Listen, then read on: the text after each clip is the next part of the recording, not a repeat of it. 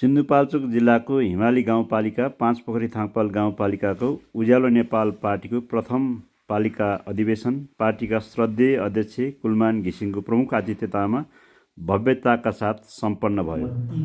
कार्यक्रममा उज्यालो नेपाल पार्टीको उपमहासचिव जितराम लामा, बागमती प्रदेश कमिटीका संयोजक प्रवीण बल, वरिष्ठ गायक कुलमान बमजन लगायत स्थानीय तथा जिल्लास्तरीय नेताहरूले सम्बोधन गरेको थियो। यो पाँचपोखरी गाउँपालिका झन्डै 22-23 वर्ष काम गर्दा यहाँ जतिको आत्मसन्तुष्टि काम गर्दाखेरि यहाँको जुन परिवर्तन हेर्दाखेरि यो हामी सामाजिक कार्यकर्ताले यतिको आत्मसन्तुष्टि कहिले मिल्दैन, यति आनन्द आउँछ। तर यो एउटा गाउँलाई मात्र बनाएर हुँदैन, यो देशलाई बनाउनु पर्यो।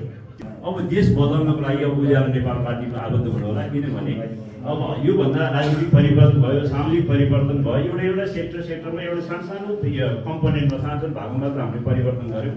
अब होल यो देशलाई सामाजिक रूपान्तरण गर्नु पर्यो, आर्थिक रूपान्तरण गर्नु, विकास र समृद्धि ल्याउनु पर्यो। त्यसको लागि चाहिँ उज्यालो नेपाल पार्टी चाहिन्छ भनेर हामी अब उज्यालोको नायक हाम्रो कुलमान घिसिङ यहाँ हुनुहुन्छ, उहाँ काम गरेर देखाउने नेता हुनुहुन्छ। तराईको काठ ल्याएर उहाँको घरको ढोका बनाउनु पर्ने, मन्दिर बनाउनु पर्ने,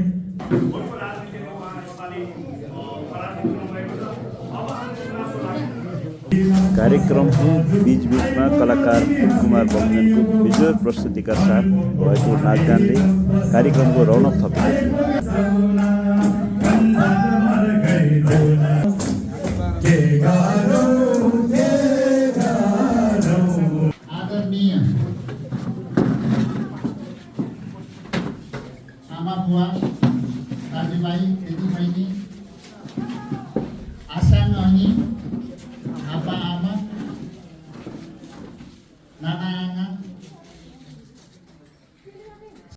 पाँचपोखरी थाङपाल गाउँपालिकाका 3 नम्बर हुँदै राति हामी 10 बजे 10:30 बजे यहाँ आइपुगेका थियौँ।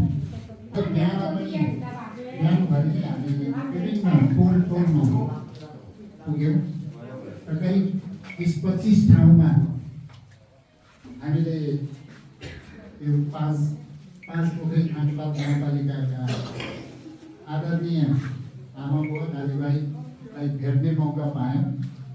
हिजोदेखि आजसम्म मैले करिब 500 भन्दा बढी भेट्ने मौका प्राप्त भयो। अधिवेशनबाट अध्यक्षमा सत्तल दोर्जे तामाङ, उपाध्यक्ष तार लामा र तीर्थ तामाङ, सचिव विक्रम बमजन, कोषाध्यक्ष माइली तामाङ सहित 21 सदस्यीय कमिटी गठन गरेको छ भने कार्यक्रममा सयौंको सङ्ख्यामा पार्टी प्रवेश गरेको थियो र नवप्रवेश